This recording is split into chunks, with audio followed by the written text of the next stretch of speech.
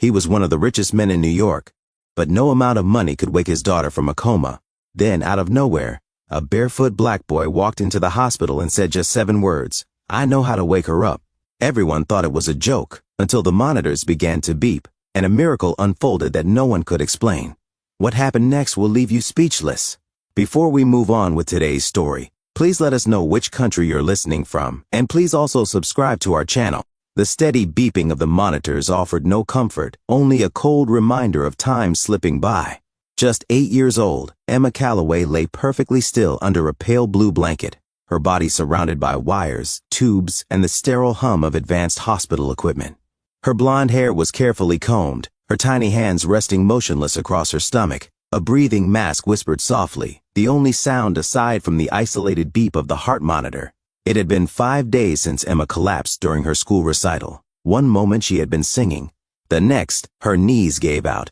Her eyes rolled back, and her small body struck the stage floor with a sound that had haunted her father every night since. Doctors said it was a rare neurological incident, a seizure so intense that it triggered a protective coma. But why she hadn't awakened, no one could say. Not the 5 neurologists flown in from around the world. Not the trio of specialists brought in at immense cost. Even the machines tracking her brain activity gave no answers. Only silence. And a father on the verge of despair. Richard Calloway, once renowned as one of Wall Street's most cold-blooded deal-makers, now sat silently beside his daughter. His usual sharp appearance was gone, his suit wrinkled, his eyes hollow from endless nights without rest. He would have handed over every dollar he had just to hear her giggle again, but wealth couldn't reach her now. Just after noon, the door creaked slightly. A nurse stepped in, uncertainty written across her face. "Mr. Calloway, there's a child outside. He says he has to see your daughter." Richard blinked. "A child? Who is he?" "I don't know. He's alone, no guardian. He looks—" She hesitated, "homeless." Richard frowned. "Then why bring him to me?" Before she could reply, a small figure slipped past her. A young black boy, barefoot, dressed in oversized dusty pants and a tattered beige jacket. His hair was unkempt, his face streaked with dirt. "Hey!" Richard stood up quickly, but the boy didn't flinch. He didn't run. He simply walked to Emma's bedside and looked down at her with eyes full of quiet focus, like he had known her forever. Richard moved to intervene, but something about the boy's calm presence stopped him. Gently, the boy brushed a golden strand of Emma's hair away from her face. Then he said, "I know how to make your daughter wake up." The room fell still. "What did you say?" Richard asked, stunned. "She's not gone," the boy answered, never looking away. "She's waiting, but she needs someone to lead her back." Richard laughed bitterly. "You think you can do what 10 doctors and $1 million couldn't?" "I'm not a doctor," the boy said. "I just listen." "To what? Spirits? Visions?" Richard snapped. The boy locked eyes with him. His voice dropped. "To the Lord." Richard's face turned to stone. "This is a hospital, not a church. She doesn't need a hospital," the boy whispered. "She needs hope." Richard shook his head. "Enough. This is cruel. She's in a coma. Her brain shut down. You can't just show up here telling stories." But then it happened. The heart monitor flicked, just a small spike. Richard froze. "Was that?" he asked. The nurse nodded slowly, wide-eyed. The boy leaned down and placed his small hand gently on Emma's forehead. He wiped a tear from her eye. "She's scared," he whispered. "She heard the sirens. She felt the mask. But she doesn't know she's safe." He turned to Richard. "She needs to hear your voice. Not the one you use in boardrooms, the one she remembers when you tucked her in."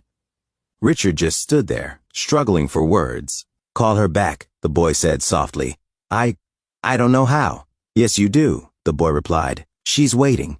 Richard moved slowly, sat beside Emma, and took her little hand. He bent forward, and for the first time in days, he let the tears fall.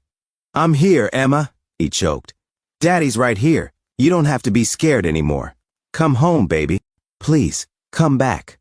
The nurse covered her mouth, fighting tears. The boy stood silently, his hands folded. The monitor spiked again, a longer rise. Then, so slight it could have been imagined, Emma's lips trembled.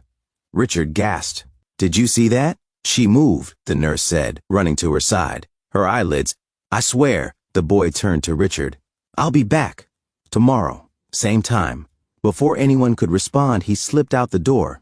Gone. Leaving behind a silent room, a stunned father, and a child whose fingers had curled just slightly into her blanket. Richard didn't sleep that night. He stayed in that hospital room, watching the monitor like it held the universe. Emma's numbers stayed steady, no dips, no sudden spikes, except for those 2 rare moments after the boy had touched her. Moments that defied logic, and still, Richard couldn't stop thinking about his words. She's scared. She needs your voice, the one she remembers. Because deep down, Richard knew he hadn't spoken to his daughter like that in far too long. Not since his work had made every moment with her feel like just another appointment. Next weekend, he had always said. Soon. But now, soon had become almost too late. The following day, at exactly 12:15 p.m., Richard waited at Emma's side. No security, no interruptions, just hope. The door creaked open. There he was, the same boy, same jacket, same steady gaze. You came, Richard said quietly. I said I would, the boy replied. He walked directly to Emma's bed. This time, he touched her hand. Her skin had color now. Her lips weren't as pale. The heaviness in the room felt lifted. What do I do? Richard asked. The boy was quiet for a moment. Then he said, speak from where it hurts. Richard didn't know how. Not at work, not even as a father. But he sat down, held her other hand, and closed his eyes. Emma, I'm sorry, he whispered. I should have been there more. I should have picked you up that day instead of sending the driver. You were so excited to sing. I heard the first few lines before the phone rang, and I never forgave myself for answering it instead of watching you. His voice cracked. I'd give anything to trade places with you, but I can't. I can only beg you to come back, so I can finally be the dad you deserved. A tear slipped from his cheek onto her hand. She hears you, the boy whispered. Then Emma stirred. Her eyelids fluttered, her lips parted, and in the softest whisper she said, Daddy. Richard nearly collapsed. I'm here, baby, he cried. I'm right here. She turned to face him. Where were you? I never left, he said, sobbing. I'm so sorry. Her little hand squeezed his. Richard turned to the boy. Who are you? The boy met his eyes and smiled. I'm just someone who listens when others won't. But why Emma? Richard asked. I didn't know her, he said, looking toward the window, but I know what it feels like to be forgotten. Then he turned toward the door. Wait, Richard called. Let me help you. Anything. Please. The boy paused and looked back. I already have what I need. What's that? Faith. And he was gone. Richard ran to the hallway. No sign, no footprints, no record. Just Emma, awake, alive, holding his hand. That night, as Emma finally slipped into a peaceful, healing sleep, Richard sat beside her and opened a notebook. In it, he wrote 3 simple words. Speak from pain. The next morning, Richard stood before cameras. But instead of thanking doctors or praising medicine, he told a different story. One of a nameless boy, a miracle, and a truth he almost missed. They called it divine, but Richard knew better. It was the first time in his life he truly listened.